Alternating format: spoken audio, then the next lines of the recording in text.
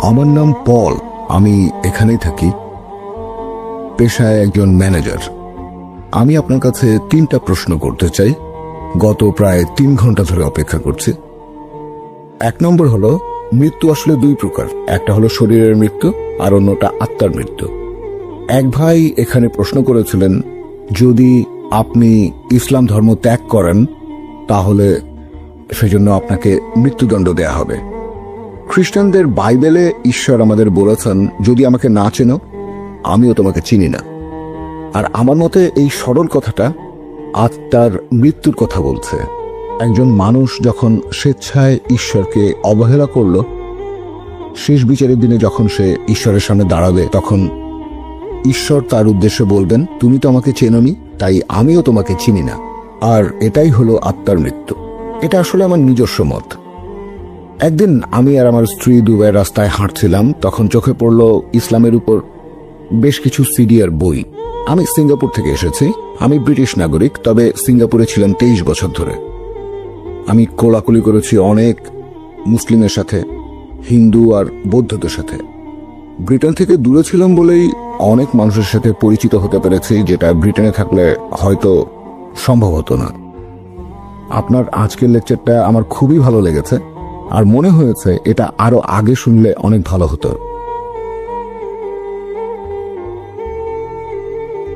ইসলাম ধর্মের ভেতরে একটা ব্যাপার আমি বেশ ভালোভাবেই খেয়াল করেছি, যে মুসলিমরা শয়তান নিয়ে কথা বলে না, পাপ নিয়েও কোনো রকম কথা বলে না।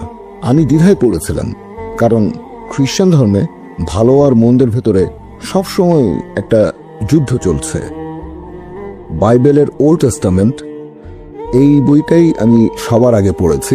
এটার কথার সাথে ইসলাম ধর্মের অনেক সাদৃশ্য আছে। সেখানে মানুষ জবাই করছে গরু, তারপর ভেড়া, এরকম বিভিন্ন পশু জবাই দিয়ে পাপের প্রায়শ্চিত্ত করছে।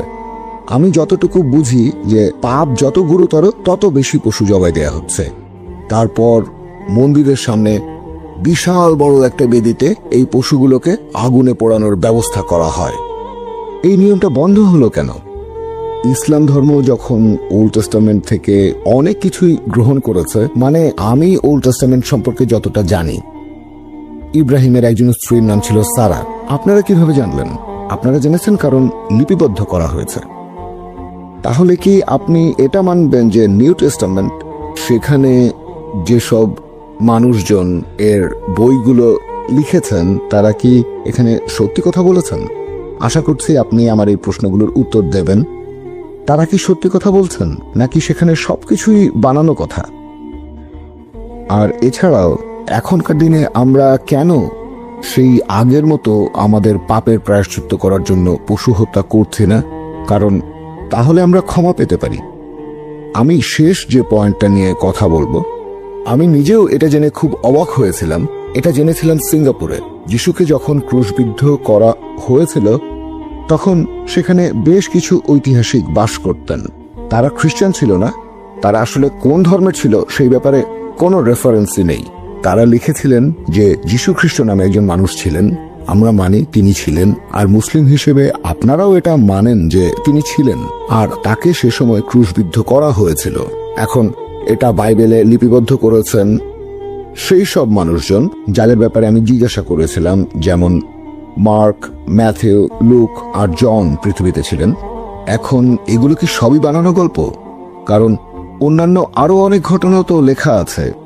যীশু খ্রিস্টের বিভিন্ন কথা, সেগুলো লাল কালি দিয়ে লেখা আছে রেড লেটার বাইবেলে।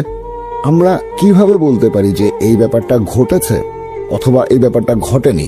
দুঃখিত, অনেক লম্বা প্রশ্ন। সমস্যা নেই, উত্তর দিচ্ছি ভাই। খুব সুন্দর প্রশ্ন করেছেন। আপনি বললেন যে আমি আমার লেকচারে বলেছিলাম যে নবী ইব্রাহিমের একজন স্ত্রী, তার নাম ছিল সারা, তারা দুজনে শান্তিতে থাকুন। তাদের ব্যাপারে কোত্থেকে জানলাম? বাইবেল থেকে।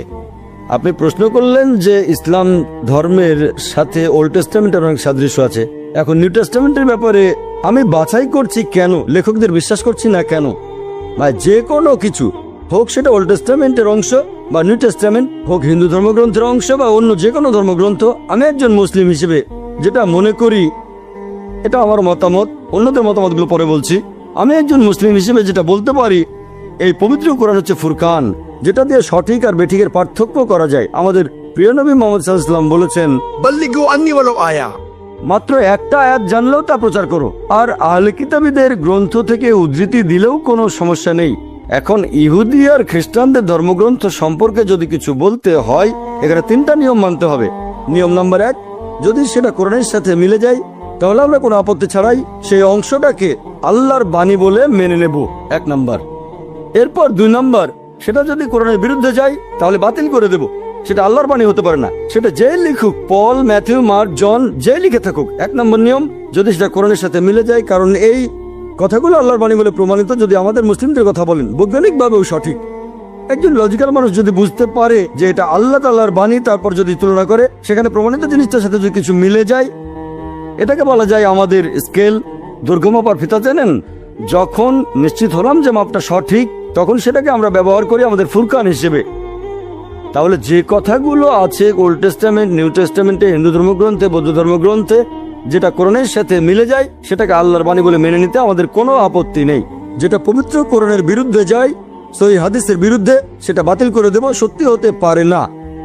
এখন যে কথাটা কোরআনের সাথে মেলে না, আবার কোরআনের বিরুদ্ধেও যায় না, সেটা ঐচ্ছিক। সেটা হচ্ছে ঐচ্ছিক। ঐচ্ছিক মানে সঠিকও হতে পারে, ভুলও হতে পারে। তাহলে যে কথাগুলো আছে বাইবেলের ওল্ড টেস্টামেন্ট আর নিউ টেস্টামেন্টে, সেটা কোরআনের সাথে মিলে গেলে আজকে যে কথাগুলো বলেছি 100%, এই কথাগুলোকে আল্লাহর বাণী বলে মেনে নিতে আমাদের কোনো আপত্তি নেই। এমন অনেক কথা আছে যেগুলো কোরআনের বিরুদ্ধে যায়। আমি ইসলাম আর খ্রিস্টান ধর্মের পার্থক্য নিয়েও একটা লেকচার দিতে পারি। আবার কিছু কথা আছে যেগুলো ঐচ্ছিক, যেটা কোরআনের বিরুদ্ধে যায় না, কোরআনের সাথে মেলেও না। তাই এই কথাগুলো যেগুলো কোরআনের বিরুদ্ধে যায় না বা কোরআনের সাথে মেলেও না, সেগুলো আমাদের জন্য হচ্ছে ঐচ্ছিক। যে কথাগুলো কোরআনের বিরুদ্ধে যায় সেগুলোকে আল্লাহর বাণী বলে মানতে পারি না।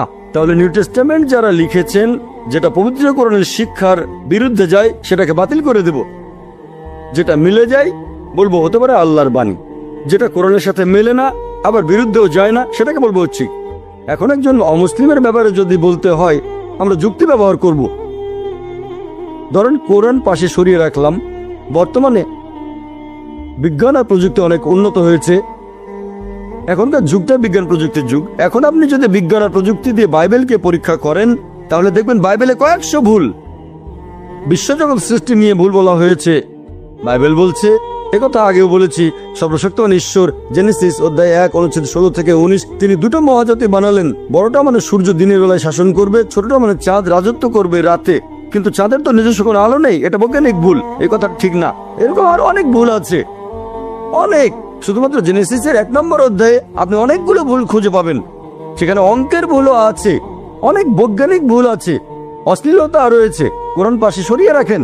এমনকি একজন সাধারণ মানুষও যদি মনটাকে খোলা রেখে বাইবেল পড়ে, তাহলে সেও বলবে যে এটা কখনোই আল্লাহ সুবহানাহু ওয়া তাআলার বাণী হতে পারে না। সেখানে অনেক বৈজ্ঞানিক ভুল আছে, পরস্পর বিরোধী কথা আছে, তারপর পর্নোগ্রাফি আছে। যে কোনো সাধারণ মানুষ যদি মনটাকে খোলা রাখে, তাহলে সে এগুলোকে আল্লাহর বাণী বলে মেনে নেবে না। বাকি কথাগুলো হবে ঐচ্ছিক। আমরা যাচাই করার ব্যাপারে এরকম কিছু নিয়ম মেনে চলি। আমি কম্পারেটিভ রিলিজিয়নের ছাত্র হিসেবে যখন কোনো ধর্মগ্রন্থ পড়ি, সেখানে একটা নিয়ম মেনে চলি। প্রথমে সেই ধর্মগ্রন্থ ভালো করে পড়ি, তারপর বিশ্লেষণ করি যে এই ধর্মগ্রন্থ কতখানি খাঁটি আর ভালো। এভাবে আমরা বাইবেলকে যাচাই করি। দেখবেন সেখানে অনেক ভুল আছে, অনেক পরস্পর বিরোধী কথা। যদি আপনার সাথে কোরআন নাও থাকে, তারপরও একজন সাধারণ মানুষ বাইবেলকে আল্লাহর বাণী বলে মেনে নিতে পারে না সামগ্রিকভাবে। তবে যেহেতু কোরআন বলছে যে যীশু খ্রিস্টের উপর আসমানি কিতাব নাজিল হয়েছিল, তাই আমরা বলবো যে কথাগুলো পবিত্র কোরআনের সাথে মিলে যায়, আমরা কোনো আপত্তি ছাড়াই সেটাকে আল্লাহর বাণী বলে মেনে নেব। আশা করি উত্তরটা পেয়েছেন। আংশিক ধারণার উত্তরটা দিয়েছেন। আমি আরেকটা বিষয় নিয়ে বলেছিলাম, সেটা হলো পাপ এবং শয়তানের প্রসঙ্গে। আমি যেটা বলতে চাচ্ছি যে ইসলামিক বিভিন্ন বইতে আমি এই ব্যাপারে কোনো কথাই খুঁজে পাইনি। যেমন পাপ ক্ষমা করা। আমাদের পাপ ক্ষমা করার যদি কোনো উপায় না থাকে, তখন আমরা কি করতে পারি সে বিষয়ে কোনো কথা। এটা আমার প্রশ্নের একটা অংশ। আচ্ছা, একবার একটা প্রশ্ন করলে আমার জন্য ভালো হয়। হ্যাঁ, আপনি এখানে একটা ছোটখাটো লেকচার দিয়ে ফেলেছেন। আমি যথাসাধ্য চেষ্টা করছি আপনার উত্তরগুলো দিতে। আসলে অনেক লম্বা। না, কোনো সমস্যা নেই ভাই। আপনি আমাকে প্রশ্ন করলেন যে আপনি যেসব বইগুলো পড়েছেন সেগুলোতে পাপ সম্পর্কে কোনো কিছুই বলা হয়নি। আমি জানি না এখন আপনি কোন বইগুলো পড়েছিলেন। তবে যদি কোরআন পড়েন, পবিত্র কোরআনে পাপ সম্পর্কে বলা হয়েছে, দোজখের কথা আছে, শাস্তির কথা বলা আছে। আপনি যে বইগুলো পড়েছেন সেগুলো হয়তো কোনো বিষয়ের উপর যেমন আজকের লেকচারে আমি পাপ নিয়ে কোনো কথা বলিনি, কারণ আজকের বিষয় ইসলাম আর খ্রিস্টান ধর্মের সাদৃশ্য নিয়ে। তবে অন্যান্য লেকচারে পাপ সম্পর্কে বলেছি। আপনি যেসব বইগুলো পড়েছেন সেগুলো হয়তো ছিল কোনো নির্দিষ্ট বিষয়ের উপর, হয়তো সেখানে পাপের প্রসঙ্গ আসেনি। তবে যদি বলেন ইসলাম পাপ সম্পর্কে কিছুই বলেনি, এটা ভুল। তাহলে কোরআন বাইবেলের মধ্যে পাপ সম্পর্কে বলেছে। তবে কোরআন আর বাইবেলের মধ্যে পার্থক্য হচ্ছে চার্চ যে আদি পাপের কথা বলে সেটাতে কোরআন বিশ্বাস করে না। এই কথাটা আগেও বলেছি, তাই আরেকবার বলছি না। বাইবেলের কথাও আদি পাপের কথা বলা হয়নি, এটা প্রচার করে খ্রিস্টানদের চার্চ। তাহলে কোরআন আদি পাপ সম্পর্কে কিছুই বলেনি। আর বাইবেলের মতোই বাইবেল বলছে ইজিকিয়েল অধ্যায় 18 অনুচ্ছেদ 20, যে ব্যক্তি পাপ করবে সে মারা যাবে। পিতা তার পুত্রের শাস্তি ভোগ করবে না, পুত্র তার পিতার পাপের শাস্তি ভোগ করবে না। ভালো লোকের ধার্মিকতা তার নিজের হাতে, মন্দ লোকের মন্দ কাজও তার সাথে। একইভাবে কোরআন বলছে একজনের পাপের ভার আরেকজন বহন করবে না। যদি কোনো পাপ করেন আপনি দায়ী থাকবেন, অন্য কেউ সেটার ভার বহন করবে না। তাহলে কোরআন পুরস্কার নিয়ে কথা বলেছে, শাস্তি নিয়ে বলেছে, পাপ সম্পর্কে বলেছে, অনেক কথা। আমার লেকচারে যদিও পাপ শব্দটা উল্লেখ করিনি, তবে পরোক্ষভাবে পাপ সম্পর্কে বেশ কিছু কথা বলেছি। যদি মদ পান করেন সেটা হবে পাপ, শুকরের মাংস খেলে সেটা পাপ, যদি ব্যভিচার করেন সেটা পাপ। তবে আমি বলেছি ইতিবাচক ভঙ্গিতে, মদ পান করবেন না, শুকরের মাংস খাবেন না, ব্যভিচার করবেন না। তাহলে দেখা যাচ্ছে কোরআনও পাপ সম্পর্কে বলেছে। আশা করি আপনার উত্তরটা পেয়েছেন। এবারে পরের প্রশ্ন চিরকুট থেকে। প্রশ্নটা করেছেন সোয়েন বেন্সলার। আপনি বাইবেল থেকে অনেকগুলো রেফারেন্স দিলেন। আমি বলবো জনের 10:30, পিতা ও আমি আমরা এক। ভাই, আপনি বাইবেল থেকে উদ্ধৃতি দিলেন গসপেল অফ জন অধ্যায় 10 অনুচ্ছেদ 30, পিতা ও আমি আমরা এক। এখানে পিতা ও আমি এভাবে বলা হয়নি, বলা হয়েছে আমিও পিতা আমরা এক। পিতা ও আমি বলা হয়নি। এখন এই উদ্ধৃতি আমিও পিতা আমরা এক কথাটা বুঝতে গেলে আপনাকে প্রসঙ্গটা জানতে হবে। কি জন্য এটা বলা হয়েছে যে আমিও পিতা আমরা এক। প্রসঙ্গটা জানতে কয়েকটা অনুচ্ছেদ আগে যাব আমরা। বাইবেলের গসপেল অফ জন অধ্যায় 10 অনুচ্ছেদ 23, এখানে প্রসঙ্গটা বলা হয়েছে যে ইহুদিরা মন্দির চত্বরে সুলাইমানের বারান্দায় এসে জড়ো হলো। অনুচ্ছেদ 23। অনুচ্ছেদ 24 বলছে যে ইহুদিরা তখন যীশু খ্রিস্টের সামনে আসলো, তাকে জিজ্ঞেস করলো, আপনি আর কতদিন আমাদের অনিশ্চয়তার ভেতরে রাখবেন? যদি আপনি মসীহ হন তাহলে স্পষ্ট করে বলেন। অনুচ্ছেদ 25 বলছে আমি তোমাদের বলেছি কিন্তু তোমরা সেটা বিশ্বাস করোনি। পিতার নামে যে অলৌকিক কাজ করি সেগুলো তো আমার বিষয়ে সাক্ষ্য দিচ্ছে। অনুচ্ছেদ 26 বলছে তোমরা আমাকে বিশ্বাস করোনি কারণ তোমরা আমার মেষের পাল নাও। অনুচ্ছেদ 27 বলছে আমার মেষেরা আমার কথা শোনে, আমাকে অনুসরণ করে। অনুচ্ছেদ 28 বলছে আমি তাদের অনন্ত জীবন দেই, আমার হাত থেকে তাদের কেউ কেড়ে নিতে পারবে না। অনুচ্ছেদ 29 বলছে আমার পিতা তাদেরকে আমায় দিয়েছেন, তিনি সবার চেয়ে মহান, কেউ পিতার হাত থেকে কিছুই কেড়ে নিতে পারবে না। আমিও পিতা আমরা এক। তাহলে প্রসঙ্গ অনুযায়ী এর মানে উদ্দেশ্য এক। অনুচ্ছেদ 28 বলছে আমার হাত থেকে কেউ তাদের কেড়ে নিতে পারবে না। অনুচ্ছেদ 29 বলছে আমার পিতা সবার চেয়ে মহান, কেউ পিতার হাত থেকে কোনো কিছু কেড়ে নিতে পারবে না। অনুচ্ছেদ 30 আমিও পিতা আমরা এক। তাহলে এর মানে তাদের উদ্দেশ্য এক। যদি বলি যে আমার বাবা একজন মেডিকেল ডাক্তার, তিনি আসলে একজন ডাক্তার, আমিও মেডিকেল ডাক্তার, আমি আর আমার বাবা এক, এটার মানে আমরা পেশার ক্ষেত্রে এক। এমন না যে দুজনে একটা ব্যক্তি। কিন্তু খ্রিস্টানরা বলবে না না না, আসলে একই ব্যক্তি, আমিও পিতা আমরা এক। এভাবে বলবেন যে যীশু খ্রিস্ট একজন ঈশ্বর। ধরেন আমি তর্কের খাতিরে সেটা মেনে নিলাম। এরপর যদি পড়েন গসপেল অফ জন অধ্যায় 17 অনুচ্ছেদ 21, যীশু খ্রিস্ট তার শিষ্যদের বলছেন আমার পিতা আমার মাঝে, আমি তোমাদের মাঝে। তার শিষ্যদের বলছেন, সেখানে 12 জন শিষ্য, আমার পিতা আমার মাঝে, আমি তোমাদের মাঝে এবং আমরা এক।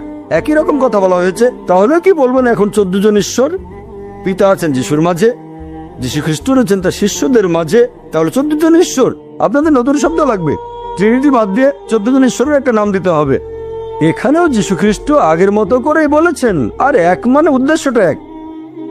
এরপর আরো আছে গসপেল অফ জন অধ্যায় 17 অনুচ্ছেদ 23, যে যীশু খ্রিস্ট তার শিষ্যদের উদ্দেশ্য করে বলছেন আমি তোমাদের মাঝে, তোমরা আমার মাঝে, আমরা সবাই এক। তার মানে তাদের উদ্দেশ্য এক।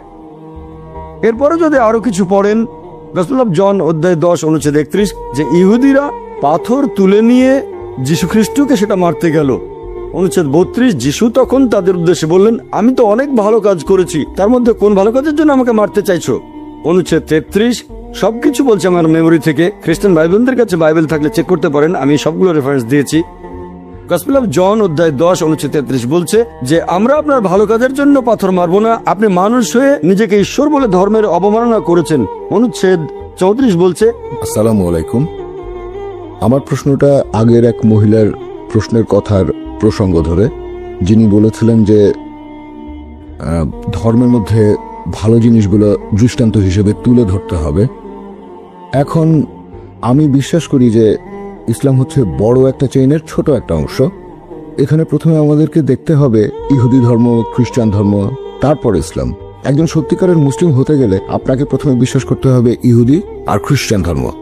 আমার প্রশ্নটা হলো, ইসলাম ধর্ম যীশু খ্রিস্টের ক্রুশবিদ্ধ হওয়া সম্পর্কে কি বলেছে? আমি যীশু খ্রিস্টের ক্রুশবিদ্ধ হওয়ার উপরে ইসলামিক গল্পটা বিস্তারিত জানতে চাচ্ছিলাম। আর আমার মনে হয় যদি এই ব্যাপারগুলো পরিষ্কারভাবে ব্যাখ্যা করা যায় তাহলে আমাদের মধ্যে আর তেমন কোনো পার্থক্য থাকবে না, মাঝখানের দূরত্বটাও অনেকখানি কমে যাবে। ভাই আপনি প্রশ্ন করলেন, এখানে একটা প্রশ্নের ভেতরে দুটো অংশ। আপনার মতে একজন মুসলিম তখনই মুসলিম হতে পারে যদি আগে ইহুদি আর খ্রিস্টান ধর্ম বুঝে তারপর ইসলাম বুঝতে চায়। আমি এটা মানতে পারছি না। আল্লাহ পবিত্র কোরআনে বলেছেন সূরা আলে ইমরান অধ্যায় নম্বর 3 আয়াত নম্বর 19, ইসলাম। আল্লাহ সুবহানাহু ওয়া তাআলার কাছে একমাত্র গ্রহণযোগ্য দিন হচ্ছে ইসলাম। মুসা নবী যে ধর্ম প্রচার করেছেন সেটা আসলে ছিল ইসলাম, তিনি ইহুদি ধর্ম প্রচার করেননি। যীশু খ্রিস্ট যে ধর্মটা প্রচার করেছেন সেটাও ছিল আসলে ইসলাম, তিনি খ্রিস্টান ধর্ম প্রচার করেননি। খ্রিস্টান ধর্ম শব্দটা বাইবেলের কোথাও নেই, এটা কি জানেন? খ্রিস্টান ধর্ম যে শব্দটা বাইবেলে কোথাও খুঁজে পাবেন না। খ্রিস্টান শব্দটা প্রথম ব্যবহার করা হয়েছে বুক অফ অ্যাক্টসে। বুক অফ অ্যাক্টস বলছে যে অ্যান্টিওকের লোকজন তারা যীশু খ্রিস্টের অনুসারীদেরকে ডাকতো খ্রিস্টান বলে, এই নামটা দেওয়া হয়েছে আর সেটা দিয়েছে অ্যান্টিওকের লোকজন। যীশু খ্রিস্ট তার জীবদ্দশায় কোনোদিন খ্রিস্টান শব্দটা শোনেননি, এটা কি জানেন? তাহলে তিনি খ্রিস্টান ধর্ম প্রচার করবেন কিভাবে? আপনি যেটা বললেন যে একজন মুসলিম প্রথমে জানবে ইহুদি আর খ্রিস্টান ধর্ম তারপর ইসলাম সম্পর্কে, এটা পুরোপুরি ভুল। ইসলাম। আল্লাহর কাছে একমাত্র গ্রহণযোগ্য দিন হচ্ছে ইসলাম। আল্লাহর সব নবী রাসূলগণ প্রচার করেছেন ইসলাম। আপনি এখনকার দিনে যে বাইবেল আর অন্যান্য ধর্মগ্রন্থ দেখছেন এগুলো আসলে মূল আসমানি কিতাবের বিকৃত রূপ। এবার আপনার প্রশ্নটা যে ইসলাম যিশুর ক্রুশবিদ্ধ হওয়া সম্পর্কে কি বলে, এ ব্যাপারে ইসলামের দৃষ্টিভঙ্গিটা কেমন? কোরআন বলছে সূরা নিসা অধ্যায় নম্বর 4 আয়াত নম্বর 157 যে তারা বড়াই করে বলে আমরা মরিয়মের পুত্র যিশুকে হত্যা করেছি। ইহুদিরা তারা বড়াই করে বলে আমরা মরিয়মের পুত্র যিশুকে হত্যা করেছি।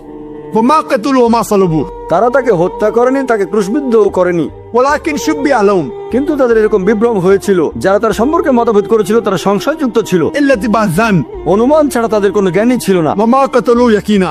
আর এটা ছিল নিশ্চিত যে তারা তাকে হত্যা করেনি। তাহলে পবিত্র কোরআন অনুযায়ী ইহুদিরা বড়াই করে বলেছিল তারা যিশু ভাই সাল্লাল্লাহু আলাইহি ওয়াসাল্লামকে হত্যা করেছে, তবে তারা তাকে হত্যা করেনি, তাকে ক্রুশবিদ্ধ করেনি, কিন্তু তাদের এরকম বিভ্রম হয়েছিল। যারা মতভেদ করেছিল তারা সংশয়যুক্ত ছিল, অনুমান ছাড়া তাদের কোনো জ্ঞান ছিল না, এটা নিশ্চিত তারা তাকে হত্যা করেনি। তাহলে পবিত্র কোরআনের ভিত্তিতে আমরা বিশ্বাস করি যীশু খ্রিস্ট ক্রুশবিদ্ধ হয়ে মারা যাননি। মানুষের এরকম বিভ্রম হয়েছিল। আমি একটা বিতর্ক করেছিলাম যে যীশু খ্রিস্ট কি সত্যি ক্রুশবিদ্ধ হয়েছিলেন? ক্রুসিফিক্সন মানে কোনো ব্যক্তি ক্রুশবিদ্ধ হয়ে মারা যাওয়া। সেই বিতর্কে আমি প্রমাণ করেছিলাম যে যীশু খ্রিস্ট আসলে ক্রুশবিদ্ধ হয়ে মারা যাননি। এটার কোনো ইংরেজি শব্দ নেই যে একজনকে ক্রুশবিদ্ধ করা হয়েছে কিন্তু সে মারা যায়নি। তাই আমরা নতুন একটা শব্দ চালু করেছি, ক্রুসিফিকশন। FICTION, ফিকশন, ফিকশন না, FIXION না। আমরা বিশ্বাস করি এটা হলো ক্রুসিফিকশন, CRUCIFICTION, তবে ক্রুসিফিকশন না, FIXION। আমি সেই বিতর্কে প্রমাণ করেছিলাম যে তিনি ক্রুশবিদ্ধ হয়ে মারা যাননি। এখানে একটু সংক্ষেপে বলি যাতে খ্রিস্টান ভাই বোনেরা বুঝতে পারেন। অল্প কথা এখানে প্রমাণ করে দেখাচ্ছি যীশু খ্রিস্ট ক্রুশবিদ্ধ হয়ে মারা যাননি, তিনি ক্রুশবিদ্ধ হয়ে মারা যাননি। একবার যীশু খ্রিস্টকে জিজ্ঞেস করা হলো, লোকজন বলল হে প্রভু আমাদের কিছু নিদর্শন দেখান। এটা পাবেন বাইবেলের গসপেল অফ ম্যাথিউ অধ্যায় নম্বর 12 অনুচ্ছেদ 38। যিশু বললেন তোমরা পাপী আর ব্যভিচারী জাতি আমার কাছে নিদর্শন দেখতে চাচ্ছ? কোনো নিদর্শনই দেখানো হবে না শুধুমাত্র ইউনুসের নিদর্শন বাদে। যেভাবে ইউনুস ছিলেন 3 দিন এবং 3 রাত একটা তিমি মাছের পেটে, সেই একইভাবে মানবপুত্র থাকবেন 3 দিন এবং 3 রাত পৃথিবীর বুকের ভেতরে। এখন যারা খ্রিস্টান ধর্মের অনুসারী তারা ইউনুসের নিদর্শনটা জানেন। ওল্ড টেস্টামেন্টের বুক অফ জোনা, এটা মাত্র 1 পাতার বই, 2 পৃষ্ঠা। যদি কোনো খ্রিস্টানকে ইউনুসের নিদর্শন সম্পর্কে জিজ্ঞেস করেন তিনি আমাদের বলবেন নবী ইউনুসকে আল্লাহ তাআলা বলেছিলেন যে তুমি নিনেভ শহরে যাও, কিন্তু তিনি আল্লাহর আদেশ অমান্য করে চলে গেলেন জপায়। তারপর যখন তিনি জাহাজে ভ্রমণ করছেন তখন হঠাৎ ঝড় উঠল। আর তখন মানুষজন এরকম চিন্তা করত যে হঠাৎ ঝড় উঠেছে, তার মানে নিশ্চয়ই কেউ আল্লাহ তাআলার আদেশ অমান্য করেছে। সবাই ভয় পেয়ে গেল। তখন ইউনূস আলাইহিস সালাম এগিয়ে এসে বললেন, আমি আল্লাহর আদেশ অমান্য করেছি। তখনকার দিনে মানুষ এরকম বিশ্বাস করত যে দোষী ব্যক্তিকে যদি সমুদ্রে ফেলে দেওয়া হয় সমুদ্র শান্ত হয়ে যাবে। তাই জাহাজের লোকজন তখন ইউনূসকে সমুদ্রে ফেলে দিল। যখন তারা ইউনূসকে সমুদ্রে ফেলেছিল তখন তিনি জীবিত না মৃত? জীবিত না মৃত? জীবিত। জীবিত ছিলেন।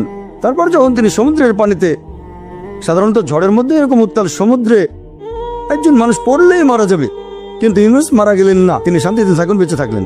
তখন একটা মাছ এসে তাকে গিলে ফেললো। যখন মাছটা তাকে গিলে ফেললো তখন তিনি জীবিত না মৃত? জীবিত। তখনও জীবিত। তিনি মারা গেলে নিদর্শন হতো না, বেঁচে আছেন এটা হচ্ছে নিদর্শন। 3 দিন আর 3 রাত ধরে সেই মাছটা সাগরে ঘুরে বেড়ালো। ভেতরের মানুষটা দম বন্ধ হয়ে মারা যাওয়ার কথা, কিন্তু মারা গেল না, এটাই নিদর্শন। মাছটা বমি করে তাকে বের করে দিল সমুদ্রের তীরে। মারা যেতে পারতেন কিন্তু মারা গেলেন না। এটা আসলে খুবই আশ্চর্য একটা নিদর্শন। সমুদ্রে ফেলে দেওয়া হলো, তিনি মারা গেলেন না। একটা মাছ এসে তাকে গিলে ফেললো, মারা গেলেন না। 3 দিন 3 রাত সে মাছের পেটের ভেতরে থাকলেন কিন্তু মারা গেলেন না। মাছটা বমি করে তাকে বের করে দিল, তিনি মারা গেলেন না। খুবই আশ্চর্যজনক একটা নিদর্শন। যীশু খ্রিস্ট তার নিজের মুখে বলেছিলেন যে যেভাবে ইউনূস 3 দিন এবং 3 রাত ছিল তিনি মাছের পেটে, সেই একইভাবে মানবপুত্র 3 দিন এবং 3 রাত থাকবেন পৃথিবীর বুকের ভেতরে। একজন খ্রিস্টানকে জিজ্ঞেস করেন, যীশু খ্রিস্ট যে সময় সমাধিকক্ষে ছিলেন, ধরে নিলাম 3 দিন 3 রাত ধরে, তখন তিনি জীবিত না মৃত? তিনি তখন জীবিত না মৃত? খ্রিস্টানরা উত্তরে বলবে তিনি ছিলেন মৃত। তাহলে তো এটা পরস্পর বিরোধী। যিশু যদি ইউনূসের নিদর্শন নিয়ে ভবিষ্যৎবাণীটা পূরণ করতে চান তাকে থাকতে হবে জীবিত। এখানে এই একটা প্রমাণ দিয়েই, যদিও আরো অনেকভাবে প্রমাণটা করতে পারি যে যীশু খ্রিস্ট বা ঈসা আলাইহিস সালাম ক্রুশবিদ্ধ হয়ে মারা যাননি, তিনি ছিলেন জীবিত, তাহলে এটার ভিত্তিতে আমরা খ্রিস্টানদের বাইবেল দিয়েই প্রমাণ করতে পারি যে যীশু খ্রিস্ট কখনোই ক্রুশবিদ্ধ হয়ে মারা যাননি। তিনি এখানে ভবিষ্যৎবাণীটা একেবারে পরিষ্কার করে বলেছেন যে তোমাদের কোনো নিদর্শন দেখানো হবে না, শুধুমাত্র ইউনূসের নিদর্শন বাদে। যেভাবে ইউনূস 3 দিন এবং 3 রাত ছিলেন তিনি মাছের পেটে, একইভাবে মানবপুত্র 3 দিন এবং 3 রাত থাকবেন পৃথিবীর বুকের ভেতরে। আপনারা যদি ভালো করে খেয়াল করেন যে 3 দিন আর 3 রাত এটাও কিন্তু পূরণ হয়নি। শুক্রবারে যিশুকে ক্রুশবিদ্ধ করা হলো, শনিবার আরম্ভ হওয়ার আগেই তাকে নামানো হলো, তারপর তাকে সমাধিকক্ষের ভেতরে রাখা হলো, সেখানে রাখা হলো শুক্রবার রাতে। শনিবারে সারাদিন তিনি সেখানে, শনিবার রাত, রবিবার সকালে তিনি আর নেই। তাহলে হচ্ছে 2 রাত 1 দিন, 3 দিন 3 রাতের ভবিষ্যৎবাণীটাও এখানে পূরণ হচ্ছে না। তবে নিশ্চয়ই তিনি তার এই ভবিষ্যৎবাণী পূরণ করেছেন যে ইউনূসের মতো যিশুকে জীবিত থাকতে হবে। আমি এই বাইবেল থেকে বিভিন্ন রকম যুক্তি দিয়ে প্রমাণ করেছি যে যীশু খ্রিস্ট ক্রুশবিদ্ধ হয়ে মারা যাননি। আমার ভিডিও ক্যাসেট দেখেন। একবার বিতর্ক করেছিলাম এক আরব খ্রিস্টানের সাথে, ইরাকি খ্রিস্টান। যিশু কি সত্যি ক্রুশবিদ্ধ হয়েছিলেন সেখানে প্রমাণ করেছি তিনি ক্রুশবিদ্ধ হয়ে মারা যাননি, আল্লাহ উপরে তুলে নিয়েছেন। আশা করি উত্তরটা পেয়েছেন।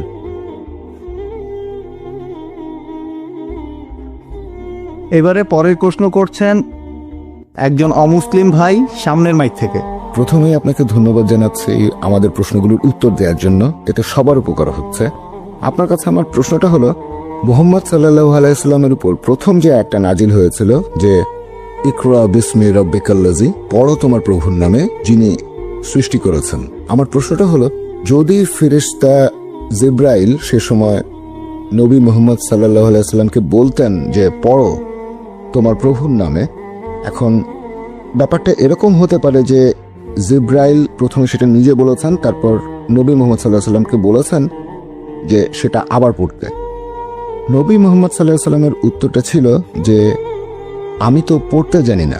হ্যাঁ, এখন আমার মনে হচ্ছে যে ফেরেশতা জিবরাইল নবীকে এমন কিছু দেখিয়েছেন যেটা লেখা ছিল। কারণ যদি শুধু মুখের কথা হতো, মানে প্রথমে ফেরেশতা নিজে পড়লেন, তারপর তিনি যদি নবীকে পড়তে বলতেন, তাহলে সেক্ষেত্রে নবীর কোনো কিছু পড়া অথবা লেখা লাগতো না। আগের কথাটাই আবার বলা, তার মানে কিছু একটা লেখা ছিল সেখানে, আর ফেরেশতা চেয়েছিলেন নবী যেন সেটা পড়েন, কিন্তু নবী উত্তর দিলেন যে আমি পড়তে জানি না। ঠিক, আর আমরা জানি যে কোরআন লিখিত অবস্থায় ছিল না, পরবর্তীতে এই পবিত্র কোরআন বই আকারে প্রকাশিত হয়। তবে অবতীর্ণ হওয়া প্রথম আয়াতটা এরকম বলছে যে সেটা হয়তো কোথাও লেখা ছিল। এখন আপনি এই ব্যাপারে কি বলবেন? ভাই আপনি প্রশ্ন করলেন, যখন প্রথম ওহী নাজিল হয়েছিল ইকরা, নবী বলেছিলেন মা আনা বিকারি, আমি পড়তে জানি না, অক্ষর জ্ঞান নেই। আপনি ধরে নিচ্ছেন এখানে নিশ্চিতভাবে কিছু লেখা ছিল, এটা আবশ্যিক না। যেমন ধরেন এখানে একজন লোক আছে, তাকে আমি বললাম যে পড়ো, যদি তাকে কোনো কিছু নাও দেখাই সেই লোক বলবে কি পড়তে হবে দেন, অথবা আমি পড়তে জানি না। এটা আবশ্যিক না যে তাকে কিছু একটা দেখাতেই হবে, ঠিক? এটা হতে পারে নাও হতে পারে, এটা আবশ্যিক না।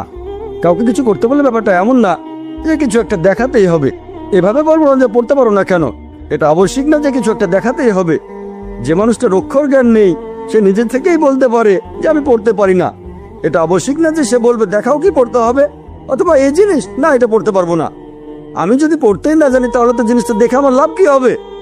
ধরেন কেউ আমাকে বললো জাপানি ভাষা পড়েন, বললাম আমি পড়তে জানি না, আমি বলবো না কোথায় জাপানি ভাষা দেখান, তারপর বলবো চেষ্টা করে দেখি। আপনি আমাকে বললেন ভাই জাকির জাপানি ভাষা পড়েন, বলবো না যে ঠিক আছে আগে দেখান জাপানি ভাষা, বলবো আমি জাপানিজ পড়তে জানি না। ঠিক বুঝতে পেরেছেন? যে তোমাদের ধর্মগ্রন্থে কি এই কথা লেখা নেই যে তোমরা ঈশ্বর, আর যার উপর ঈশ্বরের বাণী অবতীর্ণ হয় তাকে ঈশ্বর বলা হয়, বিধি ব্যবস্থা ভাঙা হয়নি? তাহলে যদি প্রসঙ্গ সহ পড়েন যে আমিও পিতা আমরা এক, উদ্দেশ্যটা এক, ব্যাপারটা এরকম না যে তারা দুজনে একই ব্যক্তি। এখানে কখনোই বলা হয়নি যে যীশু খ্রিস্ট সর্বশক্তিমান ঈশ্বর, তা না হলে মানতে হবে যে ঈশ্বর 14 জন। তাহলে এখানে বোঝানো হয়েছে যে সর্বশক্তিমান আল্লাহ তাআলা এবং আল্লাহ রাসূল যীশু খ্রিস্টের উদ্দেশ্য আসলে এক। আশা করি উত্তরটা। হ্যাঁ ভাই। আমি রাহুল, আবার সুযোগ দেওয়ার জন্য ধন্যবাদ। আমি আপনাকে আরেকটা প্রশ্ন করতে চাই। ডক্টর নায়েক, আপনি যেহেতু ভারত থেকে এসেছেন সেজন্য এটা বোধহয় জানেন যে ভারতে যখন হিন্দুদের মধ্যে বিয়ে হয় সেখানে কোষ্ঠী গণনা করে পাত্রপাত্রে ঠিক করা হয়। আমি জানি যে ইসলাম ধর্মে এটা পুরোপুরি নিষিদ্ধ, তবে আমি জানতে চাচ্ছি যে এটা কি শিরক বলে ধরা হবে, নাকি এই কাজটা মাকরু টাইপের কিছু যেটা না করলেই ভালো হয়? ভাই আপনি প্রশ্ন করলেন যে কোষ্ঠী গণনা করে ভবিষ্যৎ বলে দেয়া আর কুণ্ডলী এগুলো আসলে হিন্দুদের কালচার, এটা কি শিরক নাকি শুধু হারাম ইসলামে? এটা কি সাধারণ হারাম নাকি শিরক? পবিত্র কোরআন বলছে সূরা মাইদা অধ্যায় নম্বর 5 আয়াত নম্বর 90, ভবিষ্যৎ গণনা করা এটা হারাম, এটা ইসলামে নিষিদ্ধ। ইসলাম অনুযায়ী এটা বড় পাপ। আশা করি উত্তরটা পেয়েছেন। হ্যাঁ পেয়েছি। অনেক পরের প্রশ্ন চিরকুট থেকে করেছেন ক্যারোলিন ডি সুজা। আপনার লেকচারে বলেছেন যে যীশু খ্রিস্ট একেবারেই আলাদা একজন ব্যক্তিত্ব। তারপর আপনি বলেছেন কিভাবে নবী মুসা আর নবী মোহাম্মদ সাল্লাল্লাহু আলাইহি সাল্লাম সবার আদর্শ। এতে করে কি যীশু খ্রিস্টের বিশেষত্ব আরো বেড়ে যাচ্ছে না? বোন এখানে প্রশ্ন করেছেন যে আমি যখন যীশু খ্রিস্টের কথা বলছিলাম সেখানে আমি প্রমাণ করেছিলাম যে মোহাম্মদ এবং মুসা তারা শান্তিতে থাকুন, তারা সবার আদর্শ। এতে করে কি যীশু খ্রিস্টের বিশেষত্ব আরো বেড়ে যাচ্ছে না? বিশেষ হ্যাঁ, তবে আল্লাহ নন। বিশেষত্ব আছে, তিনি একজন বিশেষ রাসূল। প্রত্যেক নবী রাসূলগণের কিছু বিশেষত্ব ছিল। বিশেষত্ব যেমন নবী মুসা আলাইহিস সালাম, ওনাকে বলা হয় কালিমুল্লাহ, আল্লাহ তাআলা তার সাথে কথা বলেছেন, এদিক থেকে তার বিশেষত্ব আছে। একইভাবে যীশু খ্রিস্ট ছিলেন আল্লাহ তাআলার বিশেষ রাসূল, কারণ তিনি জন্মেছিলেন অলৌকিকভাবে কোনো পুরুষের হস্তক্ষেপ ছাড়াই। যেহেতু যীশু খ্রিস্ট অলৌকিকভাবে জন্মেছিলেন কোনো পুরুষের হস্তক্ষেপ ছাড়াই, এটা তার বিশেষত্ব। তবে এটা তিনি আল্লাহ হয়ে যাননি। দেখবেন যে মানুষজন বলে, সাধারণত খ্রিস্টানরা এরকম বলে যীশু খ্রিস্ট সাল্লাল্লাহু আলাইহি সাল্লামের মা ছিল কিন্তু বাবা ছিল না, তাহলে তার বাবা কে? আল্লাহ তাআলা। এখন যিশুর কোনো মানুষ বাবা ছিল না বলে তিনি যদি আল্লাহ হন, উত্তরটা দেয়া আছে সূরা আলে ইমরানে অধ্যায় নম্বর 3 আয়াত 59। বলা হয়েছে যে إن مثل عيسى عند الله كمثل آدم خلق من تراب ثم قال له كن فيكون। নিশ্চয়ই আল্লাহর নিকট ঈসার দৃষ্টান্ত আদমের দৃষ্টান্তের মতো, তাকে ধুলাবালি থেকে সৃষ্টি করে তিনি বলেছিলেন হওয়ার হয়ে গেল। যদি বলেন যিশু হলেন সর্বশক্তিমান আল্লাহ তাআলা, যেহেতু তার বাবা ছিল না, এখন আদম আলাইহিস সালামের কোরআন এবং বাইবেলের কথা অনুযায়ী কোনো মা ছিল না, বাবাও ছিল না, তাহলে কি বলবেন আদম আরো বড় আল্লাহ? এটা আসলে আল্লাহ তাআলার একটা নিদর্শন। তার মানে এই না যে যিশু মানে ঈসা আলাইহিস সালাম আল্লাহ, অথবা এটাও না যে আদম আলাইহিস সালাম আল্লাহ। আশা করি উত্তরটা পেয়েছেন। হ্যাঁ ভাই। আসসালামু আলাইকুম স্যার, আমার নাম প্রবীণ কুমার, পেশায় আমি একজন কম্পিউটার প্রোগ্রামার। প্রথমে আমি আপনাকে আজকের এই সুন্দর লেকচারের জন্য আন্তরিক ধন্যবাদ জানাচ্ছি। আসসালামু আলাইকুম, আমার নাম আয়শা, ফিলিপাইন্স থেকে এসেছি। আমার একটা প্রশ্ন আছে। আমি 1 বছর আগে মুসলিম হয়েছি। আমি আসলে আলহামদুলিল্লাহ আমি আসলে কয়েকটা বিষয় নিয়ে বলতে চাই। 1 নম্বর, আমি দেখেছি যে বেশিরভাগ মুসলিম তারা অন্য ধর্মের দুর্বলতা বা সীমাবদ্ধতাগুলো নিয়ে কথা বলে থাকে। আমরা কেন ভালো জিনিসগুলোকে দৃষ্টান্ত হিসেবে তুলে ধরছি না তাদের সামনে? আজকে আপনার লেকচারে যেমন শুনলাম আমরা খ্রিস্টানদের চাইতে উন্নত। বর্তমানে আমি ইসলামিক সেন্টারে পড়াশোনা করছি। সেখানে আমাদেরকে এভাবে শেখানো হয়েছে যে একজন মানুষ কখনোই অন্য আরেকজন মানুষকে বিচার করতে পারে না। একমাত্র আল্লাহ সুবহানাহু ওয়া তাআলাই বলতে পারেন যে অমুক লোকটার অন্তর ভালো, সে ভালো লোক। পৃথিবীর কোনো মানুষ বিচার করতে পারে না। আপনি এই ব্যাপারে কি বলবেন? বোন, আপনি প্রশ্ন করলেন যে একমাত্র আল্লাহ তাআলাই বিচার করতে পারেন আমাদের অন্তর। আমি আপনার সঙ্গে একমত। আপনি বললেন যে আমরা কেন এভাবে বলি যে আমরা তুলনায় উন্নত, আমরা ভালো জিনিসগুলো উপস্থাপন করব। বোন, আমি আজকের লেকচারে যেটা করেছি, আমি খ্রিস্টান ধর্মের ভালো জিনিসগুলো নিয়েছি। আমি খ্রিস্টানদের উদ্দেশ্যে বলেছি যে যদি আপনারা যীশু খ্রিস্টের দেয়া শিক্ষাগুলো মেনে চলেন তাহলে সেটা হবে ভালো।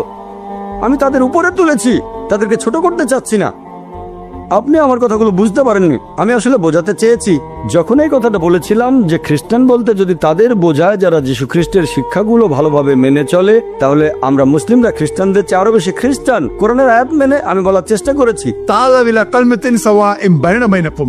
এসো সেই কথায় যা তোমাদের ও আমাদের মধ্যে এক। আমি কখনোই বলিনি যে আমরা তাদের চেয়ে উন্নত, বলেছি বাইবেলকে তাদের চেয়ে বেশি মানি, এটাই বলেছি। তারপর বলেছি আপনারাও কেন বাইবেলের কথাগুলো মেনে চলেন না, অন্তত সেগুলো মানেন যেটা কমন। আমি বাইবেল থেকে ভালো জিনিসগুলো নিয়েছি। যদি আপনাদের বাইবেল বলে যে শালীনতা বজায় রাখো, মহিলারা মাথায় কাপড় দেবে, মহিলারা পর্দার আড়ালে থাকবে, মহিলারা শালীন হবে, আমি বলছি আপনারা শালীন থাকছেন না কেন? কখন প্রমাণ করার চেষ্টা করলাম যে আমরা হচ্ছি উন্নত তাদের চেয়ে? আমি বলতে চেয়েছি আসুন আমরা অন্তত সেগুলো মেনে চলার চেষ্টা করি যেগুলো কমন। এটা আমার বানানো কৌশল না, আমাদের সৃষ্টিকর্তা আল্লাহ তাআলা এটা বলেছেন, এটা আমার বানানো না। আল্লাহ এভাবে কথা বলতে বলেছেন। যদি আপনি বলেন এটা ভুল, তার মানে বলছেন আল্লাহর কথা ভুল। আল্লাহ পবিত্র কোরআনে বলেছেন সূরা আলে ইমরান অধ্যায় 3 আয়াত নম্বর 64, تعالوا إلى كلمة سواء بيننا وبينكم এসো সেই কথায় যা তোমাদের ও আমাদের মধ্যে এক। প্রথম সাদৃশ্য কি? أن لا نعبد إلا الله. আমরা আল্লাহ ছাড়া কারো ইবাদত করি না। আমরা অমুসলিমদের কাছে আল্লাহর এই বাণী প্রচার করব। আমরা সাদৃশ্যগুলো দেখব, সবচেয়ে সেরা সাদৃশ্য এক আল্লাহর ইবাদত করব। আশা করি উত্তরটা পেয়েছেন। হ্যাঁ ভাই। গুড ইভিনিং ডক্টর, আমার নাম রাহুল, ফিলিপাইন্স থেকে এসেছি। আমি একটি বিষয় নিয়ে একটু বিস্তারিত জানতে চাচ্ছিলাম যে ইসলাম ধর্মে নবী ইব্রাহিমের ছেলে ইসমাইল, তার গুরুত্ব কতখানি? ভাই, আপনি প্রশ্ন করলেন যে হযরত ইসমাইল আলাইহিস সালামের গুরুত্ব কতখানি ইসলাম ধর্মে। আমরা বিশ্বাস করি যে ইসমাইল আলাইহিস সালাম নবী ইব্রাহিমের ছেলে। এই কথাটা শুধু পবিত্র কোরআনে নয়, খ্রিস্টানদের বাইবেলও আছে। বাইবেল আর কোরআন দুটোতেই এরকম বলা হয়েছে যে ইব্রাহিম আলাইহিস সালাম তার ছিল দুজন স্ত্রী, সারা এবং হাজেরা। এই কথাটা বাইবেলে উল্লেখ করা হয়েছে, পবিত্র কোরআনও আছে। এখন আইজাক, তিনি শান্তিতে থাকুন। ইসহাক, তার মা ছিলেন সারা, তিনি শান্তিতে থাকুন। আর ইসমাইল আলাইহিস সালামের মা ছিলেন হাজেরা, তিনিও শান্তিতে থাকুন। তাহলে তারা দুজনেই ছিলেন নবী, ইব্রাহিম আলাইহিস সালামের সন্তান। তারা দুজনেই ছিলেন আল্লাহর নবী। আমরা দুজনকেই ভালোবাসবো এবং শ্রদ্ধা করব। আশা করি উত্তরটা পেয়েছেন। কোরআনের বিরুদ্ধে যাবে, তাহলে কোরআন যেটা বলছে, বাইবেল যেটা বলছে, যেমন মূল যে ইনজিল, যীশু খ্রিস্টের উপর যে আসমানি কিতাব নাজিল হয়েছিল, সেটা পাঠানো হয়েছিল দিক নির্দেশনা হিসেবে। যেটা উল্লেখ করা হয়েছে সেটা মেনে চলতে হবে। হ্যাঁ, অনেক সময় হতে পারে যে অন্য আরো কিছু অর্থ হয় আর সেগুলো সঠিক। তার মানে এই না যে সাধারণ যে অর্থটা সেটা বাদ দিতে হবে। হ্যাঁ ভাই, বলেন। আমি উদাহরণ দিচ্ছি, যেমন আপনি লেভিটিকাসের উদ্ধৃতি দিয়েছেন আমাদের পোশাকের ব্যাপারে, যেটা আছে খ্রিস্টান ধর্মে। তবে পরবর্তীতে যীশু খ্রিস্ট বলেছেন শুধু শালীনতা বজায় রাখতে, আমরা শালীন হয়ে চলব। এখনকার দিনে খ্রিস্টানরা শাব্দিক অর্থটা নাও নিতে পারে, পুরো শরীর ঢাকছে না, অথবা তারা ঢিলাঢালা পোশাক পরছে না। আমরা আধুনিক সমাজে বাস করি, এখানে শালীনতার অর্থ অন্যরকম হতে পারে, এইরকম আর কি। খুব সুন্দর। আমি আসলেই আপনার প্রশ্নটা পছন্দ করেছি। আপনারা প্রশ্ন করলে আমি উত্তর দেওয়ার যথাসাধ্য চেষ্টা করব।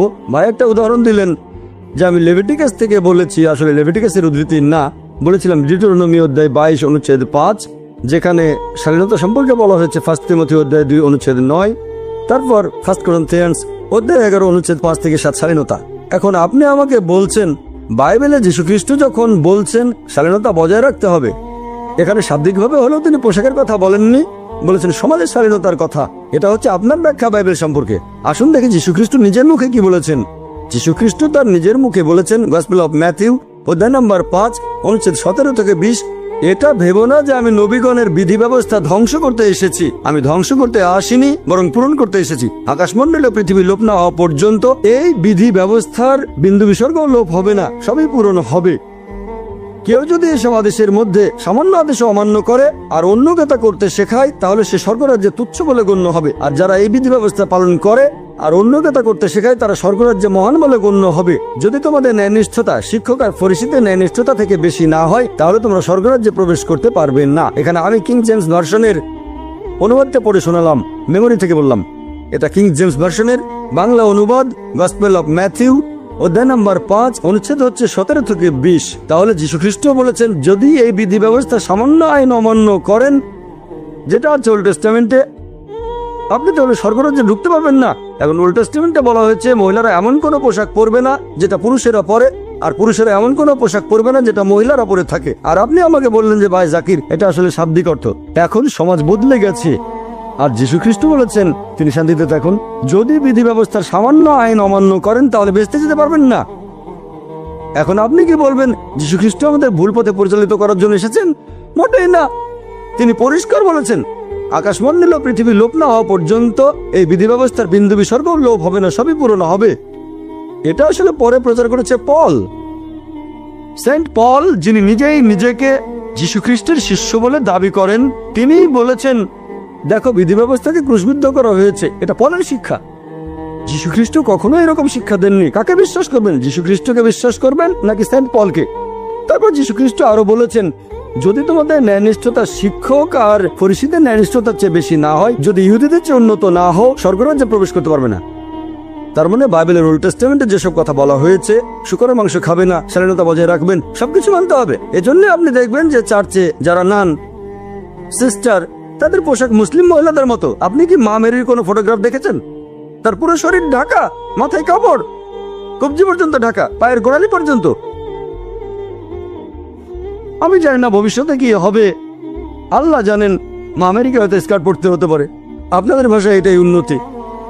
তবে আসলে তার পুরো শরীর ঢাকা। নানদের ব্যাপারটা একই রকম, নানদের পুরো শরীর ঢাকা। কেন?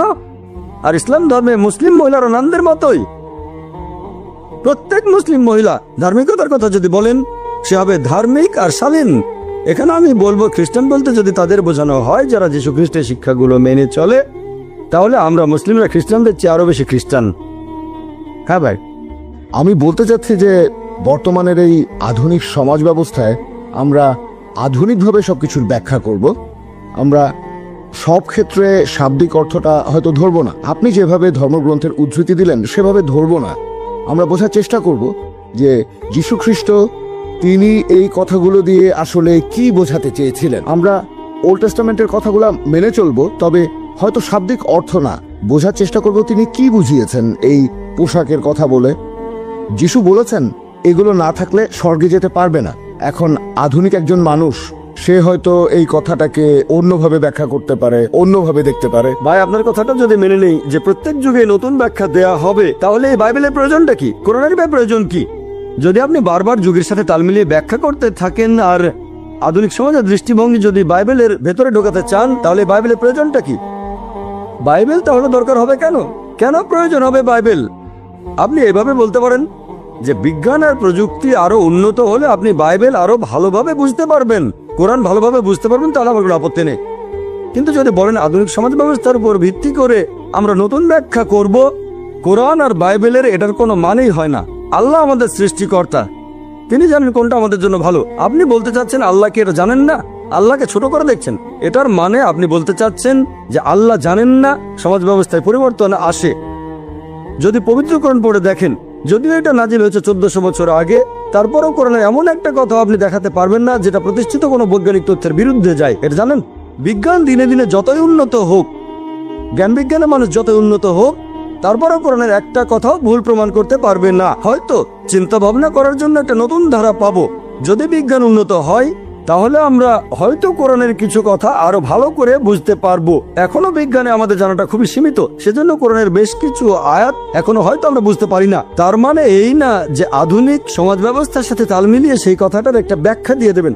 যতই আধুনিক সমাজ বদলাক, বিধি ব্যবস্থা একই রকম থাকবে।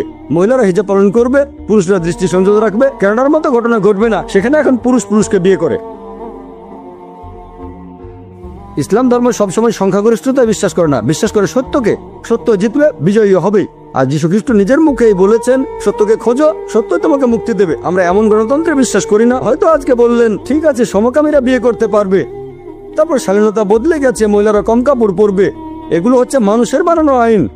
আমাদের সবাইকে সৃষ্টি করেছেন আল্লাহ তাআলা, তিনি জানেন আমাদের জন্য কোনটা ভালো আর কোনটা খারাপ। সেজন্য ধর্ম মানে একটা জীবন দর্শন। আমরা আল্লাহ তাআলার দিক নির্দেশনাগুলো মেনে চলি, শুধুমাত্র তাহলে সত্যের পথে থাকবেন। আশা করি উত্তরটা পেয়েছেন।